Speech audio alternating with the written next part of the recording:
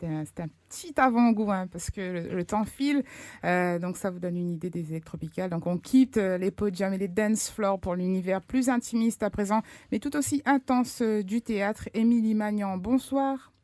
Donc, vous êtes administratrice de l'association La Cerise sur le chapeau. Vous coordonnez également le projet Quelque chose. Vous n'êtes pas venue seule. Vous êtes avec Je m'appelle Capucine Maillard. Capucine Maillard, et donc vous vous occupez de Je suis l'autrice de la pièce. Voilà. Donc, c'est une pièce, c'est un projet, hein, c'est quelque chose, ça va au-delà, c'est plus qu'une pièce. Est-ce que, du coup, je vous donne la parole, est-ce que vous pouvez tout simplement, dans un premier temps, nous résumer cette pièce, Bien sûr. sans aller dans le projet, hein. Donc la pièce, elle existe, elle vient de France, elle a tourné ces 2 dernières années.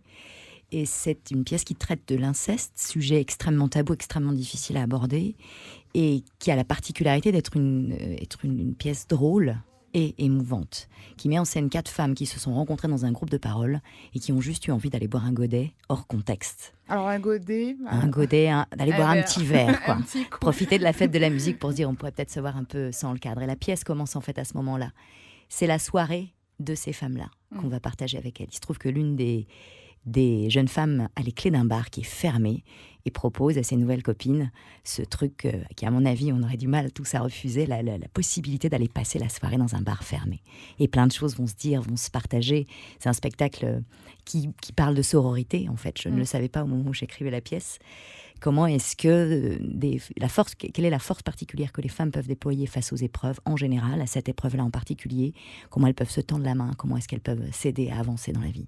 Alors, c'est un thème, vous l'avez dit, c'est un thème extrêmement difficile, compliqué. Comment vous est venue cette idée d'écrire là-dessus? Parce que oui, c'est vrai que je me suis pas dit tiens. Parce que j'ai eu la chance, j'ai écrit à partir de témoignages. J'ai eu la chance de rencontrer des femmes qui avaient été victimes d'inceste et qui m'ont bluffé de force de vie, de recul et d'envie de vivre. Et c'est ça que j'avais envie de mettre au plateau. J'avais envie de pas être la seule à savoir que ça existe, cette force-là. C'est votre première pièce ou La deuxième. La deuxième. Donc, Émilie Magnan, je viens vers vous à présent. Comment est-ce est née l'idée de faire ce projet? Alors, ce projet est né d'une belle rencontre.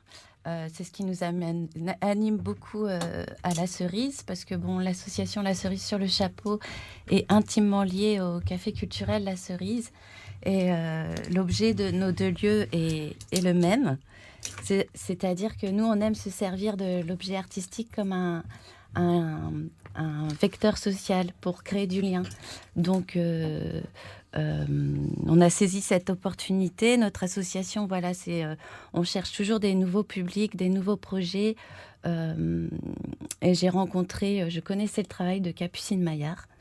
Et en fait, il y a une psychiatre, le docteur Douzin, qui nous a mis en contact, qui nous a remis en contact, qui était très intéressée par la pièce de Capucine. Le docteur Douzin travaille à l'unité de psychotrauma de l'EPSMR. Donc, elle a vu passer cette pièce à travers un mail collectif de France Victime. Elle a vu ce mail et elle a dit, cette pièce, j'aimerais trop qu'elle joue à La Réunion. Donc, elle a appelé Capucine. Elles se sont parlé. Capucine a parlé de mon association, des projets de La Cerise. On s'est mis en contact toutes les 3 et on a décidé d'adapter la pièce à La Réunion. Donc on s'est mis au travail, on s'est très bien entendu, évidemment. Ça vous a pris combien de temps pour tout mettre en place? C'était il y a déjà presque 1 an. Et puis c'est encore en cours. Ça va jouer à la fin de l'année. C'est dimanche, alors il y a la première... une présentation du projet. C'est la présentation, d'accord. Et donc l'objectif, vous le disiez, on l'a compris sans que vous l'ayez vraiment dit, c'est d'une part sensibiliser le public sur ce thème.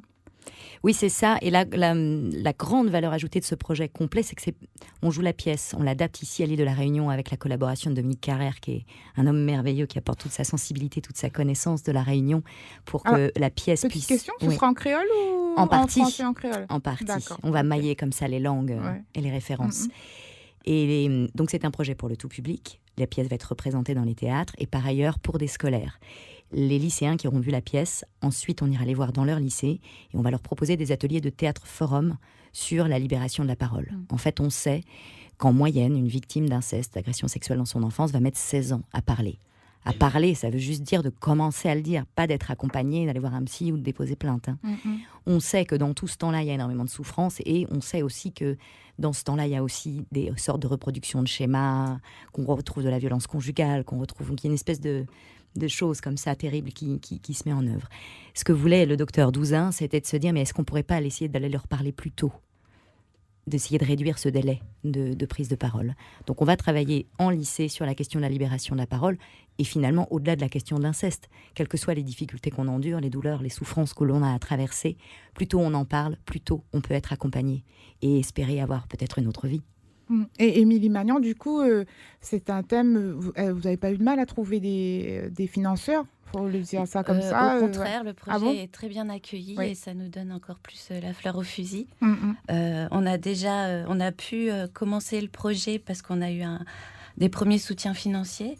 On a l'ARS qui nous soutient, France Victimes, la préfecture. On a trouvé des donateurs privés, puis on est encore en train de chercher des financements auprès de nos institutions. Tout le monde nous accueille vraiment très bien. Parce que il y a on peut le dire, il y a des vies en jeu. Ouais. C'est ça. Oui. Et donc c'est, à mon sens, un peu normal que les institutions se bougent. Oui, on est tout à fait d'accord avec vous. On ne peut pas rester insensible. Donc voilà, c'est parce que vous accompagnez, vous l'avez dit, le public. Il y a des prises de parole. Il y aura des bords de scène après les représentations, des débats avec des psys, des témoignages. Nous, les artistes aussi, on va s'exprimer là-dessus.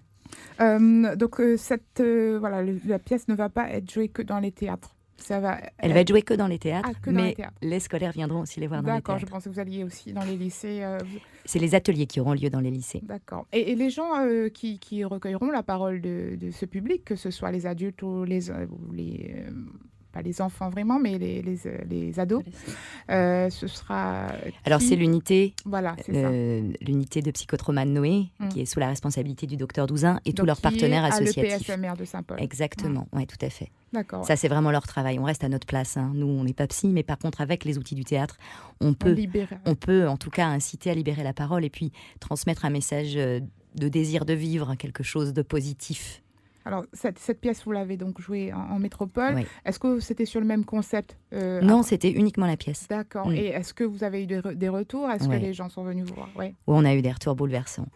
On a eu des publics associatifs, des personnes qui étaient victimes. On a joué dans des festivals, donc on a vraiment eu tous les publics. On a joué dans des théâtres pendant plusieurs semaines. Et on a reçu un nombre de témoignages, de cartes postales, de petits mots griffonnés. Je me souviens d'une femme qui m'avait écrit « Merci, vous m'avez permis de repleurer, ça faisait 20 ans ». Ça ouvre des portes. Et puis, j'aime bien ce témoignage aussi. Un homme, un jour, qui est venu me voir en me disant « Je vous remercie, la prochaine fois que je ferai l'amour à une femme, je crois que je serai moins con. » Et je crois vraiment qu'il n'avait pas du tout la tête de cet homme-là, mais il parlait de plein de fois où il s'était retrouvé dans des moments d'intimité où il n'avait pas compris que les femmes pouvaient vivre des fragilités, avoir été bousculées, heurtées, voire violentées, et que ça activait des choses. Donc on a plein de très beaux témoignages. Un jour, à la fin, au moment des applaudissements, vous savez, normalement, personne ne dit rien, c'est quand même pas l'usage. Et dans un soupir extrêmement spontané, une femme a fait « Oh, ça donne de l'espoir !» Ah oui, d'accord. Donc on est vraiment à cet endroit-là avec ce spectacle. Et du coup, en tant qu'autrice de cette pièce, comment est-ce que vous avez pris le parti de ne pas en faire quelque chose de dramatique, vraiment de lourd, de pesant, et qui en rajoute au thème? Parce que c'est, à titre personnel, ce qui m'intéresse, c'est l'endroit où on rebondit. C'est pas tellement l'endroit où on sombre. Je suis passionnée et admirative de la force particulière des femmes dans les épreuves. Je dis des femmes parce que dans l'intimité des femmes auxquelles moi j'accède en tant que femme, j'ai vu des choses magnifiques. J'ai avant travaillé sur la question de l'intégration, qui est aussi des moments difficiles. Et il se trouve que Andrea Bescon, peut-être que vous la connaissez, Andrea Bescon, elle est venue jouer son spectacle Les Chatouilles ici à La Réunion, avait fait un spectacle sur la pédophilie, donc on était quand même copines de sujets inabordables au théâtre. On était faites pour se rencontrer. Et Andrea, elle avait écrit sur la pédophilie avec cet axe aussi d'être adulte, d'être dans l'humour et d'être dans la traversée de cette épreuve, la réparation. Son spectacle est bouleversant. Elle a gagné un Molière. Elle est maintenant sélectionnée au Festival de Cannes avec son film. Enfin, c'est extraordinaire comme histoire. Elle gagne tout avec un spectacle et un film sur la pédophilie.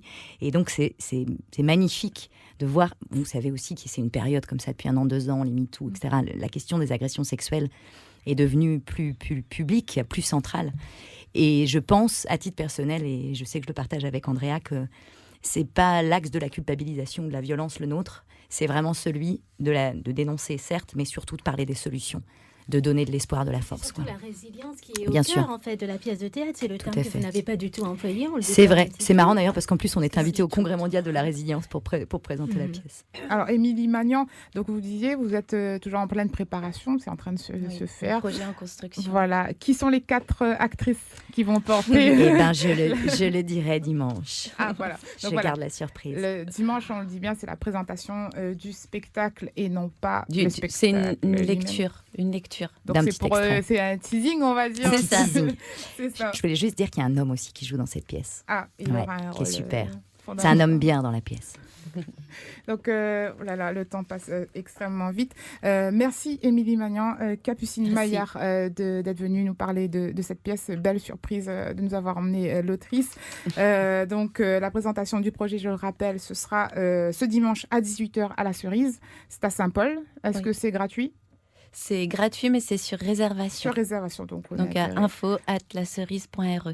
Ok, bon, on invite les gens à appeler. Donc 18h57, c'est la fin de cette émission. Merci à nos invités d'être venus. Merci à Jacques qui était à la technique et bien sûr, Merci à vous, merci Mélodie. à vous de nous avoir suivis. Merci Gaëlle. Jeudi prochain étant férié, il n'y aura pas d'émission. Culture Première revient donc le jeudi 17 mai. Bonne soirée à tous.